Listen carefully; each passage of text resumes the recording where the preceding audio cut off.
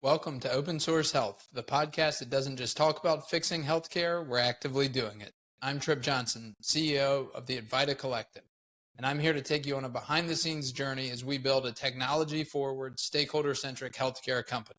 Our mission? Bring transparency and innovation to an industry that desperately needs both. Join us as we dive into the intersections of policy, technology, and hands-on healthcare, offering a rare glimpse into the challenges and triumphs of creating a system that works for everyone: patients, providers, policymakers, payers, and technologists alike. We'll share our journey of building in the open, and we'll have candid conversations with our team and other like-minded change makers who are as passionate as we are about revolutionizing healthcare. This is Open Source Health, where we don't just diagnose the problems, we roll up our sleeves and work on the solutions. Let's get started. Good morning. I'm drinking this cup of coffee. It always reminds me, these little mugs remind me of Asheville. I got these in the River Arts District from a great, I don't know if you'd call him a potter, because he's more of a sculptor, really, Akira Satake. Yeah, really cool stuff, but wonder what's going to happen with his. I don't know. They've done some really cool art stuff there recently. They just opened back up, and there's people that have salvaged a lot of pieces, and I don't know, adds a lot of character to it. Yeah. You're always big on the pottery. It's your shit. Yeah. I'm also just really obsessed with this guy, and his I think his daughter is married to the guy who started East Fork Pottery. I was trying to remember which one it was. You're a big East Fork guy. Oh yeah, I've got $1,000+ in East Fork in my kitchen, at least probably 1,500. Maybe if we keep dropping the name, we'll get a promo code or something for you. Ooh, that'd be cool. Akira Satake, look me up. Open Source Health. So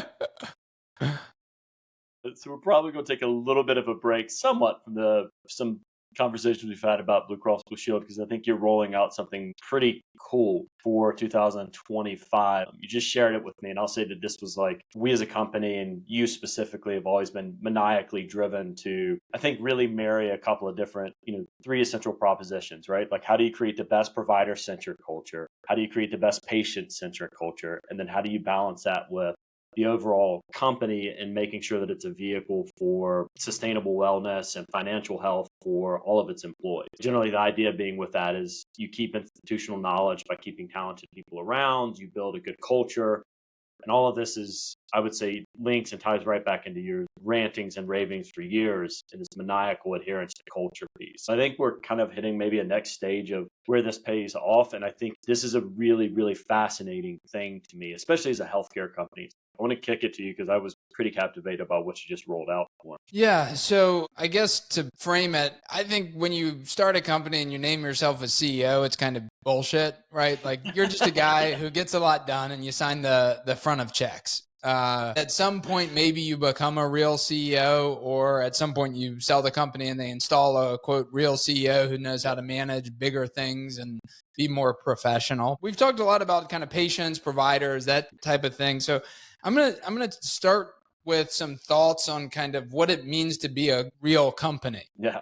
I think, and this is largely parroting things I've heard maybe from Scott Galloway, but this notion has really stuck with me that the corporations, especially in America, and if we think about like really big companies, not just technology companies, it could be, other companies as well, GE, Walmart, what they do, especially for executives, is they are such a clear path towards upward mobility. Yeah. So I don't think you can be a great company without helping a lot of people secure long-term upward mobility and ideally create some amount of generational wealth. I don't think that that's what the company sets out to do, but I would venture a guess that every great company does that. And that's one of those necessary conditions to becoming a great company is this idea that you need to create upward mobility. And for at least a certain amount of executives, you need to create generational wealth. Like that is what they do. Great executives are looking to create generational wealth at some level, and great people in general want upward mobility. I mean, all people want upward mobility. So that's been something that I've really been thinking a lot about, especially as I feel like I'm having a personal transition to being the small company founder and moving into how do we oversee strategic kind of longer term initiatives. And this is not something I feel like I can look to really any peers, both from Yeah. like the early days in terms of the private pay space with Greenhill, or even to traditional outpatient behavioral health companies, or even outpatient health care companies, be that primary care, whatever. It's a fairly fragmented market. So only at big companies in healthcare, we're probably talking hospital systems, only hospital system size things or big private equity backed entities Hmm. are creating this real upward mobility and life changing generational wealth for executives. And as I think about the type of people we need to bring in and retain, I have to factor those elements in because Right. I think in all of our experiences, even the best people are essentially commodities. Yeah. At some level, you've got a business development person. If they leave, you find another business development person. Not meant to be dismissive over them, but that's just kind of the nature of it. The difference being when you start looking at, and I'm going to use a lot of kind of tech company ideas, but if you look at tech companies or private equity backed entities, they know they have to be at a certain scale in order to produce this upward mobility and generational wealth. But you don't always have the cash to do that. So what you have to start talking about is equity. And, a lot of times in both, in any of this, I'm just going to start saying PE, VC, private equity, venture capital, is a lot of times people are joining a PE or VC backed company because it's going to transact in the next 5 to 7 years or Right. sometimes less, and that they know upon that transaction they are likely to have a windfall in money. So a lot of times, like if we use the example of our CTO who just started Butler, and this is something I want to have him on to talk about a lot because Be a he great guy. understands this far better than I do. But we were talking about it and he's like, well, usually the kind of package I would join a company for is, say, your base salary, whether that's, he's like, I've never really wanted to take a base salary over 250 because A, I just don't need that much money. B, I don't trust myself with that much money. But what I look for is usually when the quote transaction happens is that I'm going to make between $2 and $5 million on that transaction. So This is Butler. this is Butler. Yeah. So if you were thinking about, okay, well, what's our company worth now? If I were on the open market right now, I would absolutely not I would not ever, well, I'm not entertaining any sort of buyers. But I think ultimately, realistically, we're a $10 million company on the open market right now. So for him to have a $2 to $5 million stake in that would mean he has 20 to 50% of the company. That's also not where we're talking about right now. We're also talking 5 years in the future. I like to think we're going to increase our value if we're $10 million today. I think 5 years from now, we're easily going to be in the $30 to $40 million range because I think at the end of next year, we're probably going to be closer to 17 to $20 million just on our kind of current trajectory in terms of profitability. Now, if we're talking, we need to get to a $40 million valuation to transact. Well, now all of a sudden, $5 million at the upper end is essentially 1/8 of the company. So what is 1 divided by 8? That'd be like 12% of the company. Yeah. On the other hand, like if we were looking at that $2 million kind of piece, we'd be looking at about 5% of the company. So he's essentially coming in at some level saying, I expect to have between 5 and 10% of this company at some point in the future.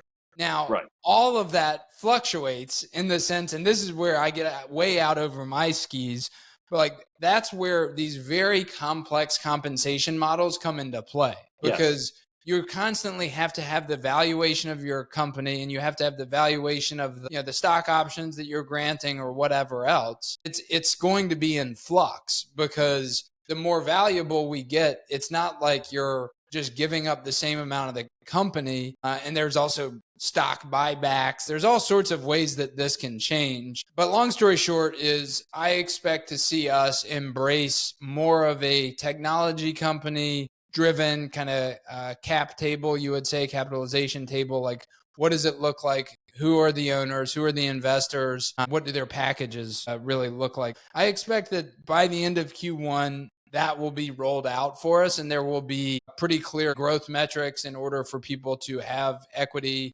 vest and things like that. So you mentioned the tech piece. Frame that a little bit for people that may not understand or have the sort of nuance to that. Why mention tech there as a potential? So I guess the first thing is like most people, and I would say most general healthcare, small behavioral health companies, they're all just like we're all running traditional small businesses Right. or even big businesses. What I mean by that is we operate by the normal financial laws, right? You got to Yeah. have more money. You got to bring in more money than you're spending. Otherwise, you go out of business. Yeah. Technology companies often operate for years without even having revenue. People like Amazon, I don't know the stats, but Amazon operated, I don't know if it was 15 years in was the first time they were profitable. So tech companies operate with a different set of metrics because it's known that we're going to have to get to a certain scale before we're going to turn any sort of profit. And so Right. we've got to invest a lot of money in building the product or the platform before we can expect to make any returns. Investors also know that a venture capital investor is not trying to pick a bunch of winners. They are trying to pick companies that have the potential for dramatic upside. They're looking for home runs. They're not looking for base hits. Now, private equity and venture capital being a subset of private equity, a lot of private equity are looking for more base hits. So again, venture capital exists because it's highly volatile in the sense that you don't know if you're going to have a win or not. And a lot of times in private equity just has different portfolios. It could be growth stage investor. It could be early stage, could be angel. And it could also just be like late stage growth capital. Yeah. There's just a different risk reward profile. So at one end, you're looking for home runs. You might strike out 9 out of 10 times, but that 10th time you created Facebook or Twitter. Whereas if we're running a traditional small business, you want to base hit. Yeah. You're talking about the difference between Moneyball and a home run derby. Right. Yeah. I've always I really like this idea of synthesizing information from different fields and looking for, novel ways to apply that. I think there's a really interesting opportunity. I do think like for me, like as an entrepreneur, I've taken significant personal risk. I mean, I am in the hole for millions of dollars that if we went under, then I would be personally destroyed. But at some point in the future, I will likely be at a place where we're gonna, I don't want to say too big to fail, but you can always find someone that again, we're running a traditional business. If we run it well, it's going to create a lot of value, and that value will likely compound year over year. And at some point in the future, I don't feel that great about holding all of the cards or all of the equity because I know that I built this on the backs of a lot of people's hard work. It wasn't just some heroic effort. And so I'm just someone who really believes in like a more egalitarian, equity compensation. I'm a little idealistic about that. So that's something that's like really important to me longer term is this idea of one, getting other people equity because they're going to help make decisions as owners better.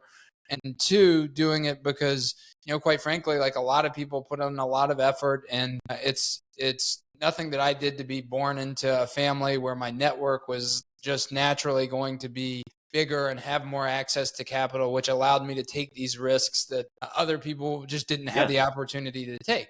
That's kind of the idealistic side. The practical side is we've got to grow and we want to change the world, yada, yada, yada, which we do. Right. And I'm wide-eyed open that you don't actually change the world without a lot of money for the most part, unless you're a true innovator. And so we're looking for ways to be innovative. And one of the ways that we can do that is through our compensation structure. Yeah.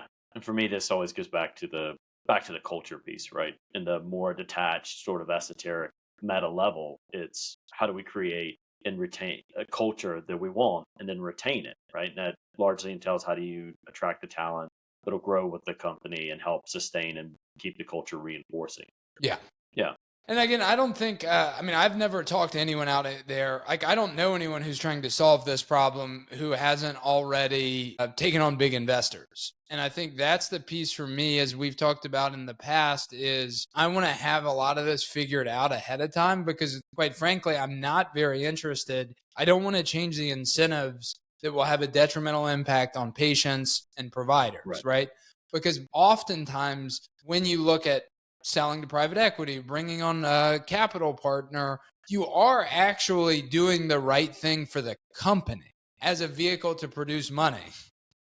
But what you're often doing is you're creating financial value while you're actually destroying some of the direct value that you would have to people who work there, or in our case, to our patients. For me, the thing I'm trying to sort out is how do we create more value to the company and allow us to bring in the right people, retain the right people that are aligned behind this idea that we can actually be a great place to work and do world-class patient care. And that's a hard calculus because those are often at odds with each other. We have to look for a, I'm going to say innovative. It's a structural, potentially innovation, not like a technological innovation, but a structural innovation in how we run the company.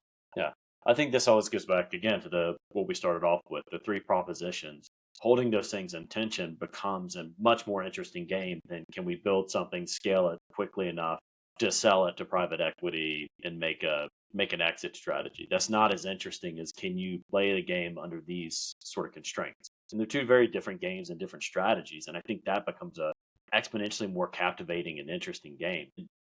Essentially because you're trying to create three winners, right? Three stakeholder wins versus one stakeholder win or two stakeholder wins. It's a more complicated game, and I think it's ultimately worth it. And then where it gets even more complicated to, a large extent is if there's not a planned transaction on the horizon, because you join a company basically expecting your equity to have some multiplying effect in the future. If that's not the case, then, and again, these are things you can solve with the right structure, but like, let's say Marcus becomes the chief growth officer one day and he's got, these stock options that are vested, and now he has some percentage of the company and he gets fired or he chooses to leave for another job, then what happens to that equity, right? Does he take it with him? The answer to me is no. We're not going to have people out there having equity that are not working in the company, but he's earned that equity. So now we have to buy it back,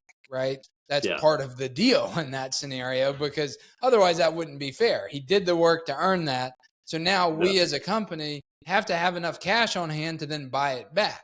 And again, this is how every public company works to some extent, right? Like we can all have shares. I mean, obviously we're talking about only employees or team members having the equity, but you can buy and sell the equity. It's very liquid for public companies. For private companies, especially the smaller they are, it's much less liquid. You can't just say, oh, I'm going to buy, because like a big company, if we were going to do stock buybacks, right, we could just borrow money to do it. If we didn't have the cash, we just borrow the money to buy back the equity.